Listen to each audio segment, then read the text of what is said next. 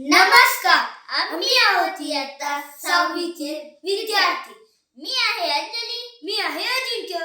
हा आहे आमचा प्रकल्प. आमच्या प्रकल्पाचं नाव आहे घरातील सांडपाण्याचा योग्य रीतीने वापर.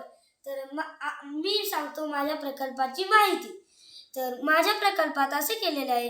हे आहे आमचे बाथरूम, हे आहे आमचे सिंक, हे आहे आमचे बेसिन, हे आहे टँक आणि हे आहे टॉयलेट आणि हे आहे आमच्या घरासमोरील छोटीशी सुंदरशी बाग.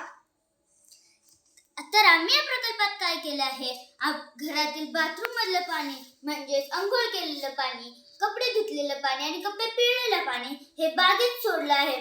त्यामुळे बागेला जे एक्स्ट्रा पाणी द्यावं लागतं ते देण्याची गरज नाही आणि आपल्या पाण्याचा इथे बचतही होते. आणि हे सिंक मधील पाणी, बेसिन मधील पाणी, सिंक मधील भांडे धुतलेले पाणी, बेसिन मधील हात धुतलेले पाणी आपण एका टँक मध्ये साठवून ठेवू शकतो. तसेच बाथरूम मधील कपडे पिळलेले, कपडे धुतलेले, कपडे ते अंघोळ केलेले पाणी आणि हे या स्रोतांमधील पाणी आपण एका टँक मध्ये साठवून ठेवू शकतो. जर आपल्याकडे बाग नसेल तर आपण या पाण्याचा या कमोड भांड्यामध्ये उपयोग करू शकतो. जी आपण टाकीतील स्वच्छ पाणी वापरतो ते पाणी न वापरता, त्याचा वापर न करता आपण या स्रोतांतील पाणी या टाकीमध्ये साठवून या कमोड भांड्यामध्ये देऊ शकतो. यामुळे आपल्या पाण्याची बचत होते.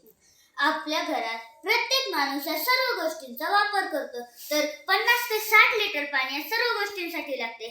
तर आपण बागेसाठी आणि कमोड भांड्यासाठी पाणी वेगळे न वापरता या स्रोतांपासून मिळणारे पाणी वापरून पाण्याची बचत करू शकतो. यासाठी 50 ते 60 लिटर पाणी लागतं. तर ते 50 ते 60 लिटर पाणी न लागता कमी लागेल आणि पाण्याची बचत होईल.